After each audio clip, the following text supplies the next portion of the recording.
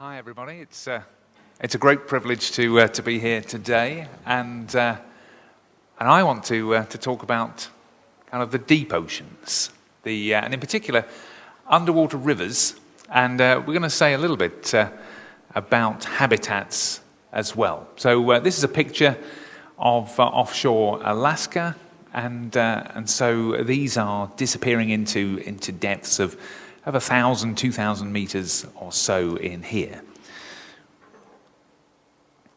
But anyway, let's talk about rivers and channels in general. So hopefully you're familiar with rivers. As I flew in last night, there's a lovely river out to the left-hand side of my plane. This is from the Paraná, and great complexity here from the Amazon. And then channels have been, or rivers of a kind, have been found all over our solar system. So these are very famous ones. So you may well know these. These are from Mars, so you can see some features there. And these can be up to 3,500 kilometers in length. Some of the longest channels in the solar system.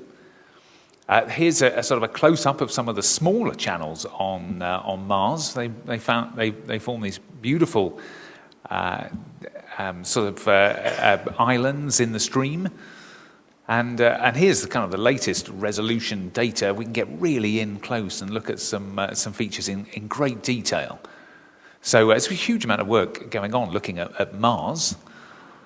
And here's Venus. So in fact, these are the very longest channels in the universe. Don't really that we know of. These are probably formed by lava, but we're not really terribly sure. So these are up to 7,000 kilometers long, and these rather grainy features. There was a huge sort of press coverage globally when we found these. So these are from Titan. So Titan is the largest of Saturn's moons, and these are actually sort of flowing rivers. It's a little cold on Titan, so these are probably flowing liquid methane. So maybe not the kind of thing to swim in, but all of these have had huge coverage because we're really interested in channels on other planets.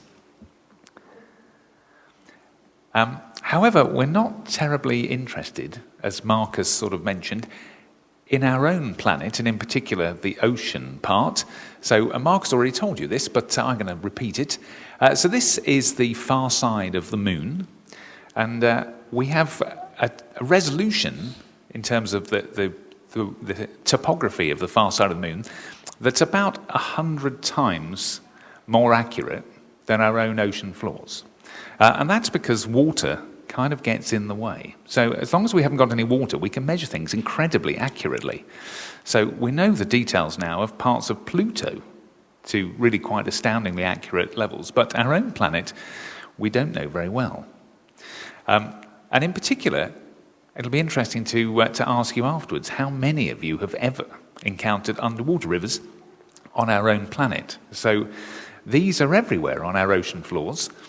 And well, we haven't known about them until fairly recently. The first sort of hints came in the 40s and 50s from soundings. And then really it's only been with the advent of sonar, which is a sort of a technique of using acoustic energy to look at the ocean floor to see these. So these are in fact from the Indus channels off of India. And you can see they're incredibly wiggly and tortuous in here. This is the Amazon. So this is about 200 kilometers of a system that is about 900 kilometers long. And in fact, you get a sort of a 3D image here. And so the channels themselves, or at least the banks of the channels, sit about 100 meters high above the seafloor itself. So these are really big systems. So they can run for about 4,000 or 4,500 kilometers, the very longest one. So these are huge systems, but because they're on our own planet, no one's terribly interested. We'd rather get the latest update from the Mars rover. So I've tried to give you an idea of how deep these channels are on average. London works very well for anyone who's actually popped along to see this. This is the London Eye. So the London Eye is conveniently about 137 meters deep or high, and that is pretty much exactly the same depth as these channels on average. I did my homework, And unfortunately here you have a variety of tall buildings, none of which come in at the right height. This is, I'm going to pronounce this very badly, but I shall try it, the mole. But this is 167 metres, so not 137, but if you just chop off part of the tower, as in fact the screen has conveniently done, then it's about this sort of height. So these are really very deep. So they're actually much, much deeper than rivers. So rivers on average are about 6 metres deep. So that's about the height of a bungalow, a single-storied building. So these are much deeper on our ocean floors. And they're linked to the sort of, well, not quite the land, but they're linked to sort of shallower waters in this way. So at the very top of this image is the shelf. So the shelf is the sort of the shallow zone, which goes to sort of something about 200 meters in most of the world. Then you go through a slope. So these images are always kind of enhanced, but the slope is between, say, 1 and 2 degrees, right up to something like 6 degrees. So that's sort of the slope. And in that slope is cut a whole series of canyons. And these canyons are linked, in some cases, to these sinuous channels coming out of the front of it. And so canyons themselves, let's talk about these. So the canyons are essentially our link between the shelf and these huge underwater submarine channels. And so they form, but the same sort of flows flow through these and then into channels. So this is off of California here. This is almost certainly the best studied example on Earth. So this is the Monterey Canyon. And you'll see on the right-hand side of the screen that the Monterey Canyon is almost exactly the same sort of topography as the Grand Canyon itself. It's just kind of underwater, so it looks less dramatic. But they're very much of that sort of size. And we have these in Europe as well. They're around our coast. In fact, the most spectacular examples are offshore Portugal. And I'm going to concentrate, you see there's the Setúbal, the Lisbon and the Nazaré Canyon, and we're going to talk a little bit about the Nazaré Canyon, which has been dubbed Europe's Grand Canyon. So scientists do like a little bit of marketing as well. So we're going to dive in a little bit deeper into there. But you can see these huge indentations in our coastlines that are taking sediment into, taking flows and things into deeper water. Now, some of these submarine channels, though, some of these underwater rivers, don't have any links to land at all. So these are some examples from something called the West Marianas Trench, the West Marianas Ridge, I should say, not the trench. So these all of these peaks on here, these are all underwater volcanoes. And so there's no actual link to land at all. So we don't understand these at all. So they're there, they clearly form, and don't ask me for any explanations because I don't have any. So they shouldn't be there, but they are. So it tells you that there's some things that we don't know. So what do the flows that travel through these look like? Well, this is a bit of a problem because certainly flows of any size we've never seen. So often media companies phone me up and ask me for some sort of high-resolution footage of these things, but we don't have any. So they're kind of big, they're underwater, and it wouldn't be good as a cameraman if you got in the way of one of these flows because you wouldn't live to tell the tale. So they're difficult. So our best shots of these are sort of in the laboratory. So these are the sorts of things. So this is just coming towards us here. So what we've got is a mixture of sediment and water in a tank that's water, and basically they're denser. So because they're denser, they travel along the bottom, and so these are what make our underwater rivers. That you've got you've got something that's denser than seawater, and thus it travels along the bottom of the ocean. Through these canyons and then through these channels.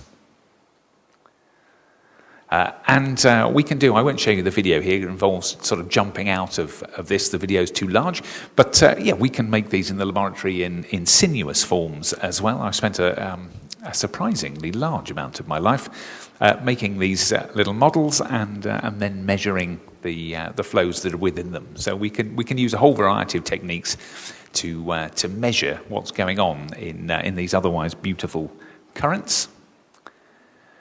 And they're very close relatives to something which is a little closer to home here in Italy, or at least a little bit further south. So pyroclastic flows that we see when volcanic explosions, or at least when they fire material upwards and then they start to collapse back down on themselves, are also called something we call gravity currents. And so these are really the kind of thing we're seeing on ocean floors as well. So I should point out here, if any of you, like me, go on to become geologists, then this is Mount Pinatubo in 1991. This is the United States Geological Survey vehicle up front. So I would recommend, if you are a geologist doing volcanoes, that you spend more of the budget on the vehicle. So I'm sure there's a lot of Italian engineering here which would come in very handy. So here's in my strange collection of slides. So how fast do these flows move then? In canyons, they move a good deal faster than Usain Bolt. So Usain Bolt does something just over 10 meters per second. In canyons, with a few measurements that we have, they can do 20 or 30, or sometimes even 40 meters per second. But once they're in the channels, they're more like on the left here. This is Mo Farah, who won gold here in the 5,000, 10,000 meters in London, and he moves for over much longer distances at about 8 meters a second. So sort of a world-class middle distance runner is about the speed that we think these flows go at in the oceans. But obviously they go for a bit longer than 10,000 meters. So they can go go 1,000 kilometers. So why are they important then? Are they merely just of interest? It's always an odd question to answer this, actually, because in many ways they are on our planet. So somehow or other, when you do planetary science, you never have to justify whether they're important. No one says, why are the channels on Mars or Titan important? But anyway, these are important, and most of the world, all our data moves around the world, most of it by underwater cable. So although you hear a lot about satellites, 95% of all voice and data that moves transcontinental moves by underwater cable, and it causes huge problems when at the bottom left here they break. And so certainly these flows, when you have them and they move down canyons, then they can snap large numbers of cables. In fact, this was how we realized that you had such flows on the ocean floors, because when the first telecommunication cables went in across the Atlantic, and then there was a big event in 1929 where we had one of these huge underwater flows, and it snapped a whole series of these cables. And in fact, that's how we know how fast the flows go, because you have cables at different positions, and you just find the time at which each of the cables broke, and that tells you how fast your flow was moving between the two cable points. And so the 2006 event off of Taiwan took out about 50% of all connectivity in the Southeast Asia region for some weeks whilst they repaired a whole series. It broke 14 cables, that event. So, so they do affect us in terms of telecommunications. There's a lot of thinking power in the room. So I would value your thoughts on a better image for carbon sequestration. At the moment I can only come up with a large pile of leaves. Though actually, having walked around the museum earlier in the day, then I noticed actually there's a spectacular installation featuring many more leaves. So maybe I should replace this image with something from that piece of work. But yes, carbon budgets are considered to be very important as we try and work out what's happening as we warm the world up, and how much of the additional carbon is being taken up by our oceans. I mean, they're a real sink, and they're a net sink for carbon. And these are one of the environments that we find very difficult to put any numbers on. They are a net sink in terms of carbon, but we don't actually know with any real idea just how big a sink they are. There's very little work been done. People have started, but there are over 9,000 large canyons around the edge of the world's tectonic plates, and we barely looked at a few of them in any detail. The other side of the coin, I suppose, is the fact that most of the hydrocarbons that we're producing offshore come from the deposits of such channels in times long gone past. And so they're places where hydrocarbon companies go and look to recover oil and gas offshore. So there are some off Brazil, they're in sort of old lakes and things, but the vast majority of offshore rigs are producing hydrocarbons from these sort of locations. And they can also, particularly when they start, when you get initial failures of the flows that go through these channels and these canyons, then they can be associated with tsunami. So I mentioned the 1929 flow off of Grand Banks in Canada, which killed about 26 people in Newfoundland. This is much closer to home. So this is just along the coast from Nice. And so this was the 1979 event when a big chunk of the Nice airport that was being extended slipped straight down one of these canyons, and it set up, this is about 8 kilometers along the coast, it set up a small tsunami in here. And in fact, the building, you'll see in the images, there's a red building on the right-hand side. It is the black one with the sort of the cone-shaped roof. So one person was killed in here by the tsunami. And so, but potentially, we could get much larger tsunami than these small events. So they're of interest in that respect. And as we're going to concentrate on today, we'll just talk a little bit. These are natural, particularly the canyons, which we know far more about. They're natural biodiversity hotspots for life, or at least some of them are. So they're real areas in the ocean where we have a real concentration of life. The amazing thing is, when you get into this sort of field, that many of these things don't have proper names and aren't described. So this one here is known as the galaxy Sonophore, if I get that correct. We've got a biologist who'll correct me later in here, but actually that's just been nicknamed by the guys. This is Mbari, who this is from the Monterey Canyon. And but it's not been formally identified as a particular species. But anyway, in terms of this is closest to the sort of the Portuguese man of war. So a lot of people think the Portuguese man of war is a jellyfish, but it's not. It's something rather like this. So we'll come back and say a little bit about life in a bit. So how do we study these? So I'll just briefly say this. So here's an example off of the Strait of Bosphorus. And so I've been out here. There's a lovely channel in here, and there's a flow that goes all the time through one of these underwater rivers. And here's an image sort of in 3D. And here's a ridiculous photograph of myself sitting on a yellow submarine. For those of you who know the Beatles, then they were correct about yellow submarines. All oceanographic submarines are yellow. So apparently it's the easiest colour to recognise when they pop back up to the surface. So we've been running one of these above the seafloor, looking at flows. We've also, more recently, let's hope the sound is off. Good. We've also been doing this kind of thing. So I've been interested in how these channels change with latitude, because they're really wiggly. The ones I've shown you, the beautiful ones, that are all at low latitudes around the equator, and when we go to high latitudes, they're all straight. To do this, you need to look at things that spin. So this is the world's largest rotating table in Grenoble.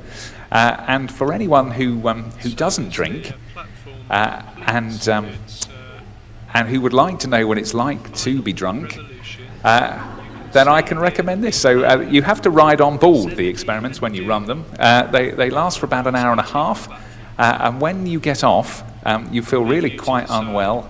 You can't walk in a straight line, and when you sit down again, the room does appear to rotate around you. So some of my colleagues, in fact, couldn't manage this at all, but I was okay. So anyway, I could tell you more if you're interested in about the sort of the fluid dynamics that we do to try and understand these features. But let's dive in and say something about life. How long have I got? He says worriedly. Have I already gone too long? 5 minutes. 10. Oh, good. So let's say something in a bit more detail about life in these. Now, life in canyons is much harder to find out about, because the yellow submarine that I was sitting on they're nice. You can just set them off and set them running, and they don't require a cable to them. But really, if you're going to look at life, then you need to take one of these. It's called a ROV, a remotely operated vehicle. And the problem with these is that you need light. You need light for film and to see things. And that requires huge amounts of energy to generate light. And so they're tethered. So you can see, just in here, you can see the cable coming down from a vessel. So they're much more difficult to run than remote submarines. But these are from the Monterey Canyon again, so some of the things they've found swimming around. So here's a fang-toothed fish. I don't know a huge amount about this, but I have worked a little bit on fish, and so this is fitting in with the theme. This is a slow fish. So because it's not at all streamlined, so it's clearly not designed for speed. So very much today's slow fish, but there's a variety of other things in here floating around in the water column. But nevertheless, it's very hard to see these because, when you go down in one of these submersibles, some of the life gets out of the way, but also you just have to be lucky if it happens to be floating past. So the fang-toothed fish, they've done more dives in Monterey Canyon than anywhere else on Earth, but they've seen this less than 10 times. But it's probably there all the time. But so really, most of what we're going to concentrate on are things that are actually stuck to the seafloor because they can't move. So they're much easier to observe. And we'll come back to the Nazaré Canyon, where I said Europe's Grand Canyon, and there was a big EU project on this. And so we'll take a little trip down the canyon, and we'll look at least some of what is there, and we'll go for the big things. If you go looking at small types of life, you'll find tens of thousands of different organisms in here, but many of these are too small to photograph. So we'll look at the pretty stuff. So there's a wide range of cold water corals in here. So corals are really interesting. We tend to associate them with tropical zones, but there are far more cold water coral species than there are tropical corals, and they live to thousands of meters depth. Essentially, they don't require light because they don't have the organisms within them like tropical corals do. That tropical corals require for growth. So they're important, and you can see various sea urchins and anemones, and then this Gorgonian coral in here. This is sort of what we normally call a sea fan. So if we go into sort of deeper water, so in the middle canyon here, it's actually probably in the most productive zone in Nazaré Canyon. There's actually more life, more biomass here than right at the top. So you've got sea stars. These are a type of starfish in here. You see the octopus. Apparently they get very little footage of actually swimming around, but they're sitting on the bottom. And again, you've got types of sea anemone which are unidentified. They don't have names. It's pretty much the case, I think, when you go down with these remotely operated vehicles, that you'll find new species of life. And this is one of our real problems here. In many environments, we have data that goes back hundreds of years, say from rivers, where we can actually, so we've got baseline data, so we can look at what change there is in the environment. In our ocean floors, we actually don't know whether we've had an effect because we don't have any data. So it's really important to collect some data so that we can then try and measure how this might have changed over time. How are we affecting things?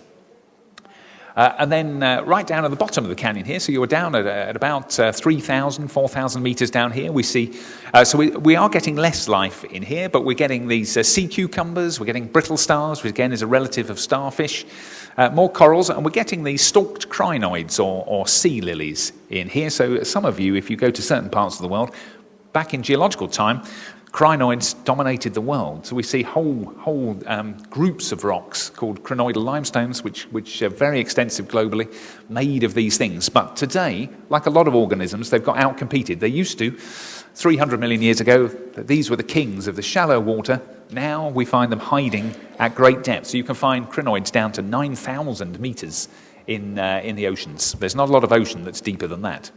And then I wanted to show you one area here. So this is from the Whittard Canyon, which is the sort of the northernmost part of the Bay of Biscay.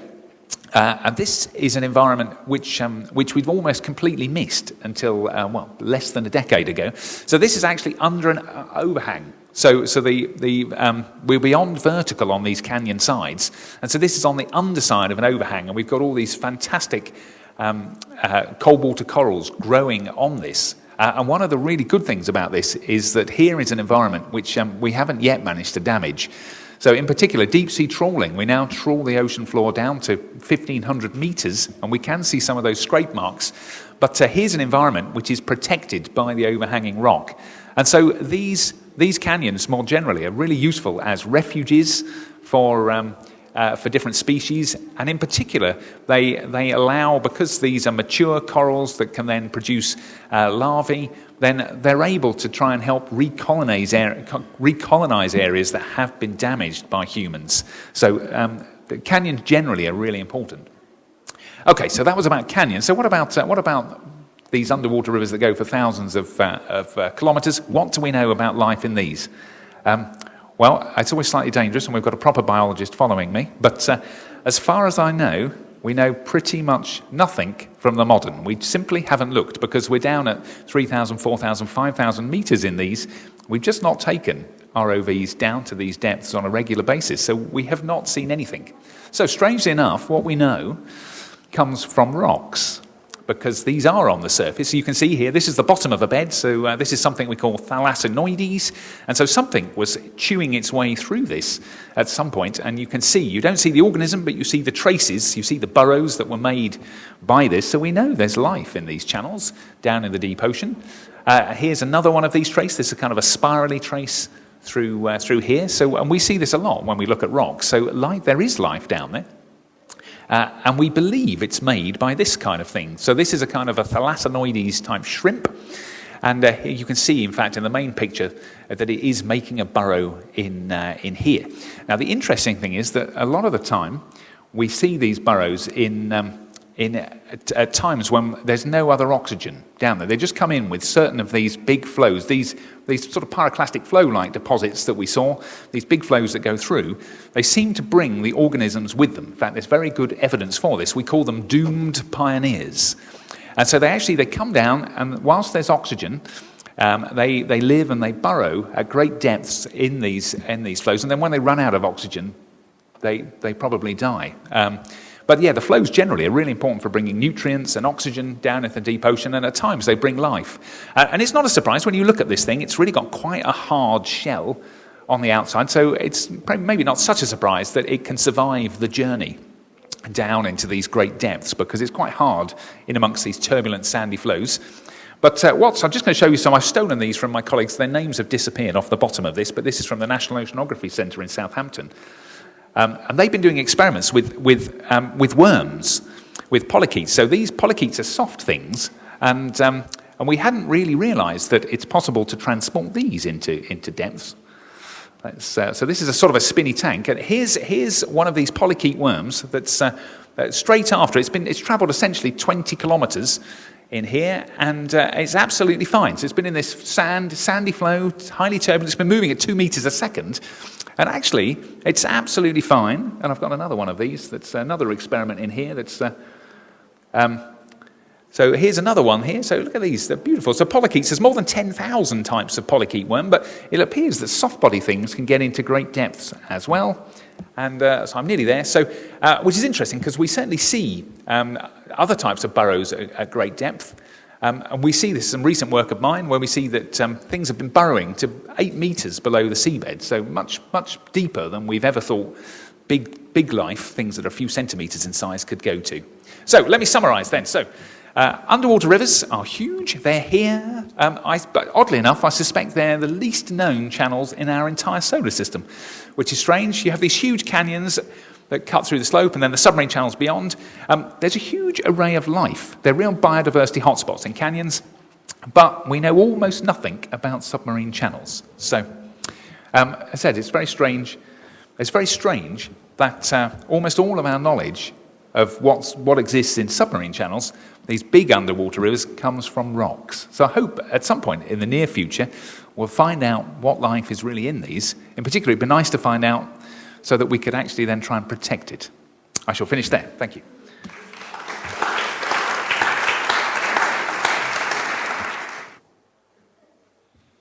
Good afternoon, everyone. Thank you for the opportunity from TBA 21 as well as Castello de Rivoli for this opportunity for me to be here and share some of what we do in Jamaica. So that is my office.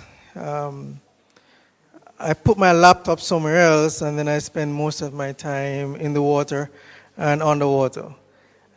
It's always warm. Every day, somebody asked me yesterday, when is the best time to visit Jamaica? Anytime. Any day, anytime. You can jump in your swimsuit, and you're wonderful. It's nice and warm. So that's the image of our protected area. So I'm going to bring some greetings on behalf of my fellow Jamaicans coming up next. Greetings from Jamaica. And we're a very tiny island all the way across the other side of the Atlantic in the Caribbean Sea. And you can barely see the island of Jamaica covered by that little dot. We're very small. 3 million people. However, we've made a mark worldwide for a very long time. Who doesn't know Bob Marley? These are one of the popular Jamaicans. We're renowned for reggae music and for Bob Marley. We've been driving around Turin, and every taxi that wants to hear our accent, where are you from? I always say, we're from Jamaica. And then they start singing a Bob Marley song. I'm like, okay, all right. We're also the home of course, jerk chicken and jerk pork. That's what we're known for culturally. And you'll be hearing a lot more how our food has evolved from Stush in the Bush later on this afternoon. Of course, we are also the home of the fastest human being on planet Earth. So coming from 3 million people, we have made our mark on this world, and we will continue to. Let's talk a little bit about how humans have been making a mark on this world. And the United Nations have something called Sustainable Development Goals. There's 17 of them. And if you look at these goals, sustainable development means something else for many people. And it's a lot of the times, even the policymakers and the politicians don't understand completely what they really mean by sustainable development. The best way I explain it is think about your children. Your children have to have the same opportunities to provide for themselves from the natural resources just as well as you do, or better. So if we're depriving the next generations of that opportunity, we're not developing sustainably. We're putting them at a disadvantage. And when you look at these sustainable development goals that have been agreed on by the 190 countries in the United Nations, it seeks to package, all of the ecology and the biology and the socioeconomics and the health. It talks about life on land and linking it with life below the water. And we have to think like that. We can't just focus on the water. And we speak a lot about, especially on islands, in small islands, the mountains are intimately connected to the sea. So we can't manage the marine environment without managing what's happening in the mountains, what's happening on the hillsides. We have to link them. So we talk about a ridge to reef approach, where it's not just focusing on one area. You have to focus on a corridor. How are they linked? And telling that story and linking them, and because that's how animals do it, that's how plants do it, that's how nutrients in our system do it, that's how energy flows. It flows from the land to the sea. What happens in the sea also affects our coastlines. If we lose that protection on our coastlines, by coral reefs, for example, we do get impacts on the land. So it's a corridor that you have to bear in mind when you're talking about that. I'm going to jump ahead and speak about the life below the water. Now, this Sustainable Development Goal number 14 speaks a lot about the sustainably using the oceans, the seas, and the marine resources to develop as human beings. Sustainably. We're not saying not to use it, but you have to use it, you have to understand the resource and make sure you're not compromising that resource that you need in perpetuity. So you have to understand it. And there's a link between science and policy, and science and management, and policy and management, and policy and culture, and what happens with respect to peoples. You can't just merely think about it as plants and animals interacting together. You have to have that human element in it. Right? So we speak about things like climate change, including ocean acidification. In Jamaica, as well as many places, we have a problem with hard water. A lot of water comes from limestone, through limestone aquifers, and they settle out in our kettles and our teapots. This white film that's on it. It's very hard, and you get rid of it by putting vinegar in it. It's mild acid, and it breaks it down. Ocean acidification. What happens is that the ocean is becoming a little more acidic, and it's causing the calcium carbonate in coral reefs to actually disintegrate. It's causing sea urchins that Jeff showed, sea urchins that has a calcium carbonate, skeleton to break down. It's causing eggs not to produce as well because it needs calcium carbonate, a coating of calcium carbonate to actually protect it. These are the things that are happening right now, and there's a direct link with human actions. Overfishing. Fishing is fine. Overfishing is not fine. Overfishing really means that you're taking too much at one time, too fast, for it to actually recover, for it to actually produce more. So, it's a very thin line. I mean, fishermen will go out and they will catch, let's say 100 fish in one go, in 5 hours. And they keep doing that. Okay, I go 5 hours, I'm catching 100 fish. Everything is fine. But you may have just caught that last 100 fish. And you go 5 hours again and there's 0. And that's how fishing crashes. Everything is fine based on the amount of effort you're putting out. And then it just drops off. So you have to understand what are some of the indicators. What do you look for? What are some of the signals that you look for to give you, say, we're in a bad state, let's back off of this fishery. Marine pollution speaks for itself. We're becoming overwhelmed with plastic. We're moving through the world and, we're creating garbage. We're creating these things and we're not managing it properly. There's a big move now to ban plastics in the Caribbean. Many countries have signed on to banning plastic bags and banning plastic bottles and, of course, styrofoam as well, because that's what's showing up on our beaches and in our waters, and it's causing a big problem. And especially important in small islands as well. There's also something called the United Nations Convention on Biological Diversity. And there were a bunch of targets, several targets that were agreed upon several years ago. And one of them is the H target number 11.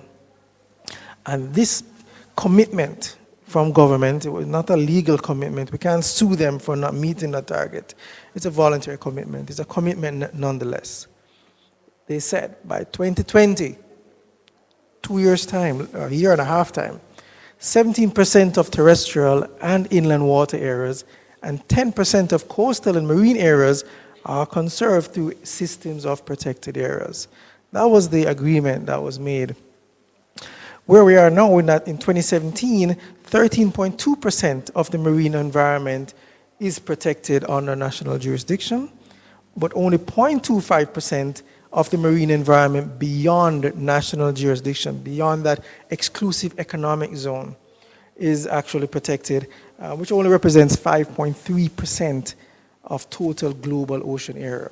So there is a gap that we have to bridge. So that's HE target number 11.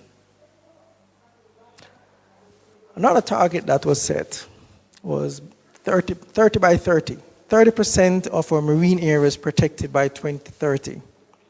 And this was done through the International Union of Conservation of Nature, which is based in Switzerland, England. IUCN members approved 30% protection by 2030 goal for marine protected areas. And marine protected areas, for the most part, is our opportunity to click that reset button. We've made many mistakes. A lot of these marine protected areas are either no-take zones, meaning that you cannot legally take anything from it. Whether it's algae, whether it's fish, whether it's a crustacean, you cannot extract anything. It's a reservoir. It's a reservoir that will enhance reproduction. Some of these managed areas have special zones for fishing, special zones for diving, special zones for other commercial uses. But it's a marine managed area nonetheless. So wherever you take it, we're looking at 30% of the marine space being protected by 2030. That's not a far way off. And we have to do things as a world, as countries, putting together the United Nations or the IUCN to make this dream a reality. Now, I'll ask, what is the value of this? The value of this is dependent on your perspective. If I were a fisherman, I'd value that a whole lot differently. Immediately, I'm looking at how much money can I make and how much pounds of fish that is, and how can I catch them all? That's the value from a fisherman's standpoint. As a diver, I'll be looking at this as, man, every time I go to that dive site, I want to see these things. So it's more valuable to me leaving it there. So it's this composite value system that we have as human beings to the marine environment. On one hand, if someone wants to extract everything, take it out, and that's the value for them, getting it out of the water and selling it. But if you think about it, especially in marine protected areas, what we try to show fishers is that the fish is actually more valuable leaving it in the water. So you can take divers to look at that same 100 or 200 fish over and over and over and over again. Same fish. You don't have to feed it. You don't have to do anything to it. Just let it be, and you make multiples of what you would make if you were to have taken all that fish out and sell it. They will continue to reproduce. They will continue to flourish, and that's how marine protected areas work. So you have these special areas that they will be designed as marine protected areas. Now, here's a lionfish. I don't know how much you know about lionfish, but if I ask you what's the value of that one, it's a very different question and would lead to different answers, and I'll tell you why. The lionfish is native to the Indo-Pacific region. Well controlled, not a problem. Blending in with the environment, in harmony with the ecology in that environment, not a problem. But some people in the 1980s, 1990s, decided that this would look really great in a fish tank, in my aquarium at home in the United States. And they would import these fish for about $500 per fish. And they will have it in their fish tanks. And they would love it. It's their pet, it's part of their family. They want it around. They would get tired of this fish in a fish tank, but they will never kill this fish. Their idea of getting it out of their system is to bring it back to the ocean. They're not going to bring it back to the Indo-Pacific region. They're going to bring it to a canal and bid it goodbye in the Atlantic, in the Caribbean, in the south part of the United States, where there are no predators, no competitors, wonderfully warm climate in the Caribbean. And it flourished. And it got established, and it's taken over the entire Caribbean, all the way down to Brazil in 20 years. And for a fish to move and be established, any species, to move that fast through a large area, such a diverse area, crossing areas where there's large, open and deep waters, to get to islands, from islands to islands, it's tremendously fast. But it reproduces every 4 days. Very, very happy fish. No predators. It eats everything. We've taken gut contents Snip the stomachs open, look at what it's feeding on. And we've taken out fish 2/3 the size of the lionfish from its stomach whole. They just swallow them whole. So it's a really great predator, but it's beautiful. So what's the value of that? This is actually out-competing native fish. So it's a negative value for fisheries. So we have control projects. So at Alligator Head Foundation, we have control projects all throughout where we remove these fish over and over and over again just to keep them under control. What was it caused by? Pet fish. A pet. Okay? I was fortunate enough to be a part of this study. It's the United Nations Intergovernmental Panel on Biodiversity and Ecosystem Services. And we spoke about values a while ago. How do we value biodiversity? How do we value nature? We value nature by what we can get from nature.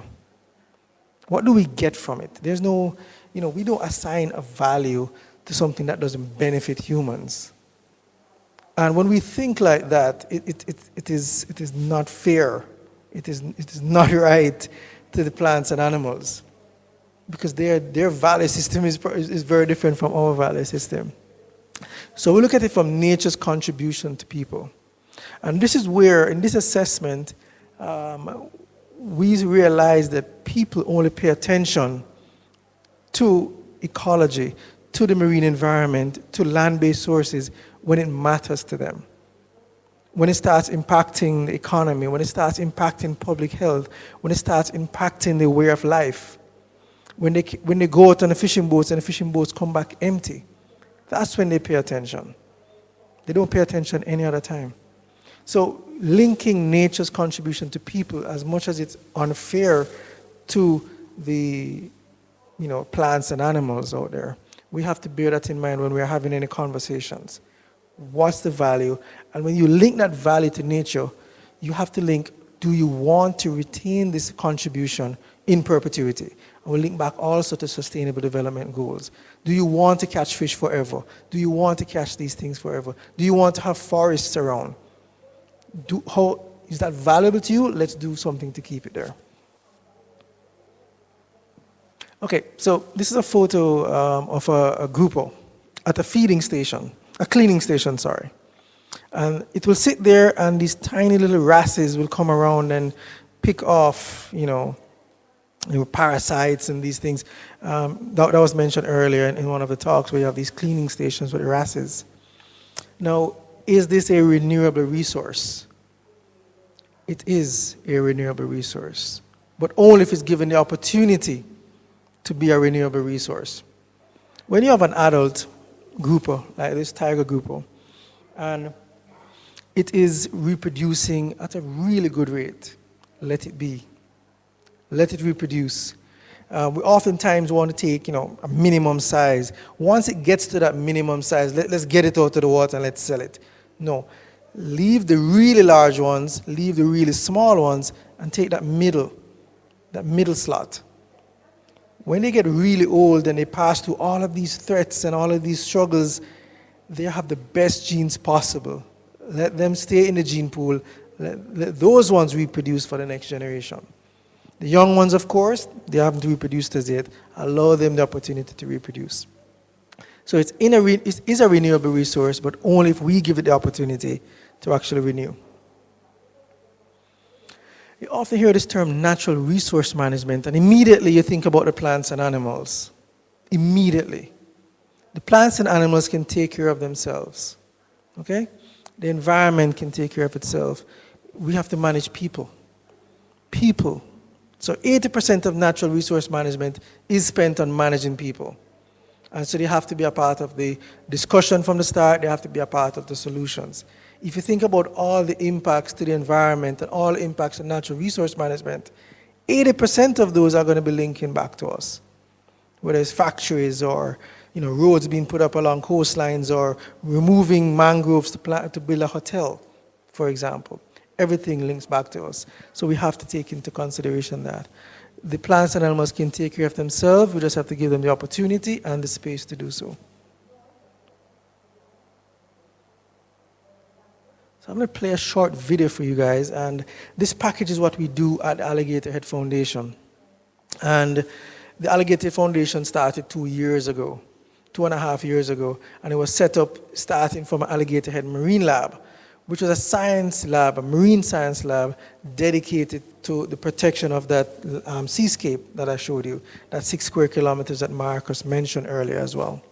But we bring together people, we bring together science, we bring together culture, we bring together music and art, and of course food is coming on stream now with our Rich to Reef approach that we're going to talk about when Stush in the Bush comes on as well. What I love most about the sea is the weightlessness and the feeling of being free, like I'm floating in outer space. The oceans, of course, is part of everything, and it governs all the things that supports us as Rastafarians. I think overfishing is a real problem. A lot of times our fishermen have to go way out to the Pedro banks and close to Colombia to catch the fish that we like. They've overfished down there really to the max. There's more water than there is land. That is a huge responsibility to protect what is surrounding you. And I think what goes around comes around. You kill them, we are killing ourselves. If you don't put some form of drastic measure in place, sooner or later we won't see any fish. If we can do something to make the fish come back, then we will have something to eat. But when those fish come back, you can't fish them out too. There has to be an eco-balance in what we do from here on out.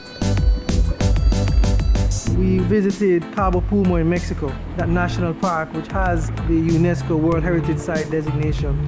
It was set up by fishermen, run by fishermen. That, I think, makes a difference. I knew immediately we needed this for Jamaica. Empowering the fishers and helping them understand what the consequences are through the scientists that have been making this possible from their own research facility that we've created here at Alligator Head was probably the best decision we could have ever taken. We think that this can work in Jamaica. It's not a copy and paste, but we can take a lot of things from it and modify it to suit the Portland community. We need to maintain the science. Without the science, none of this can stand up. The main thing is to bring people together that really could work on this as a team. The next 10 years are going to be defining years in the next 10,000. But how do we also turn this into a movement? You can't just take and not give. This is what the problem has become. And now with the sanctuary, they are putting back what has been taken. If you want to eat fish tomorrow, you have to really be part of the preservation, you know, because there might be no fish tomorrow to eat, and that would be very sad. This is something that I will never forget, to be involved in all the things that surround this wonderful piece of land, because Rastafarians have always been lovers of the sea. The team that we've built up here have all understood that this is really a tremendous change. So the foundation is here to help those communities the most affected by the sanctuary and help them build up an alternative livelihood. And we are part of that change. And so we have a chance to take this part of paradise and turn it into a destination.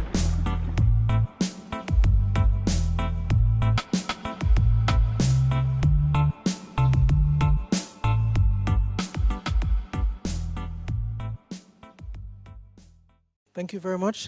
This is a photo of our coral nursery that we plant small corals and we plant it back out on the reef. Thank you very much again to TBA 21 and Castello de Rivoli. Thank you.